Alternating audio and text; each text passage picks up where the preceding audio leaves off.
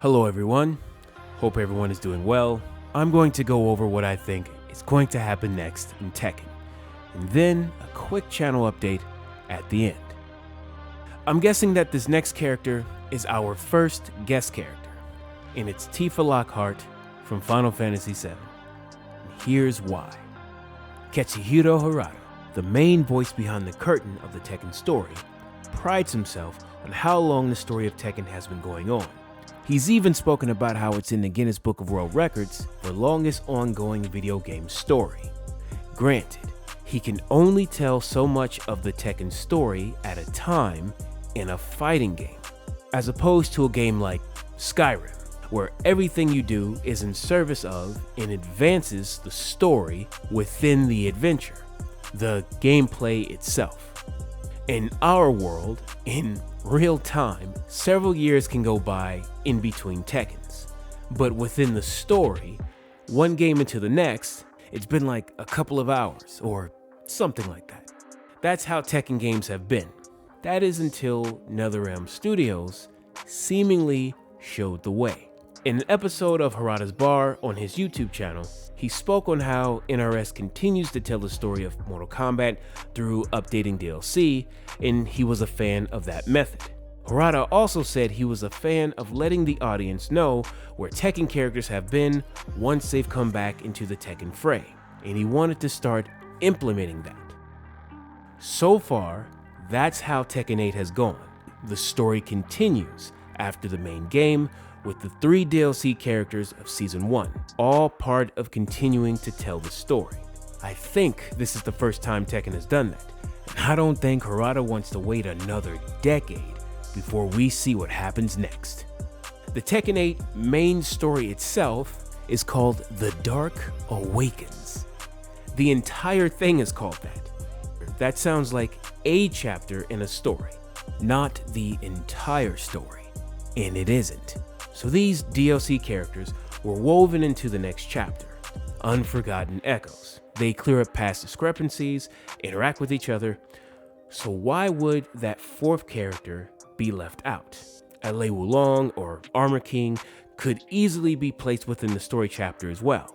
I suspect because it's not an original Tekken character, and one that has to be not only more hype than the return of the King of the Iron Fist himself, Heihachi, but the King of the Iron Fist himself back from the dead.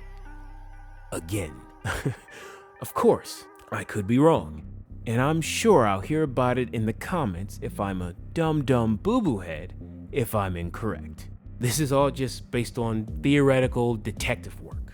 The next character very well could be Miguel or Ginryu, perhaps even Bruce Irving. Maybe with his own little extended story chapter to tell us what he's been up to all of this time. But that type of hype is contained within the Tekken audience only.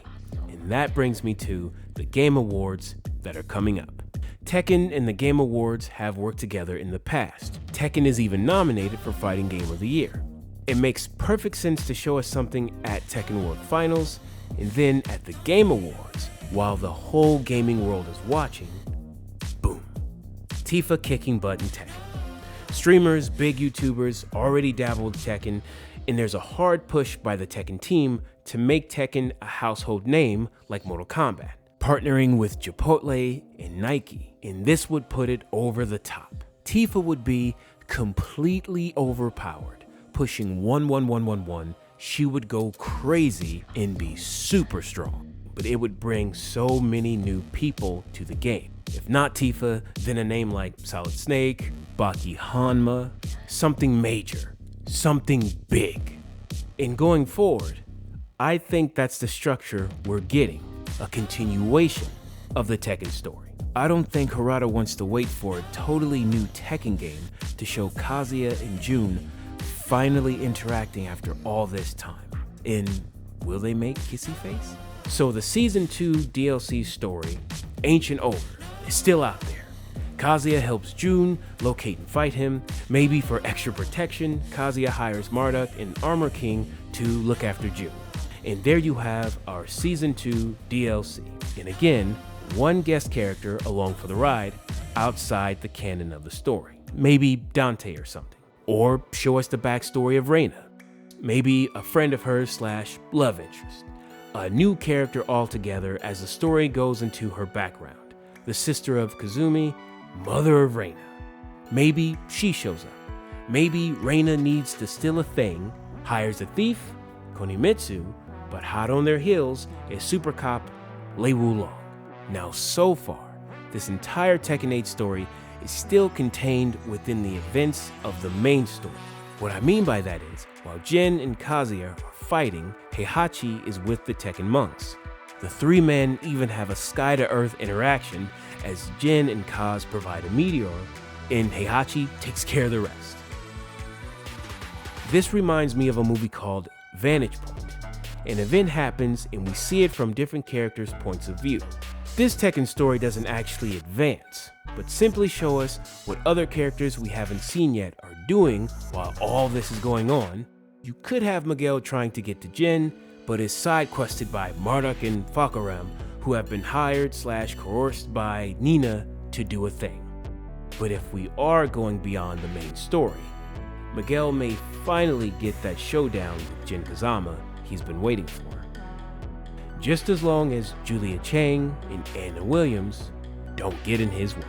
All of these DLC characters woven within the story now. I think this is the new Tekken structure of storytelling in DLC. Maybe. Channel update. Working on the Lars guide. Script-wise, I discovered that it clocked in at 3 hours long. So I've made it more compact, as that's just too long a video, even for this channel. After that, I'll be focusing on Jin, Reina as well, and other Tekken related stuff. Going into 2025, things have calmed down in my life, so the video production will pick up. Anyway, tell me what you guys think of all this DLC madness. Perhaps I'm completely wrong about the structure. We'll see. Talk to you guys again soon. Laters.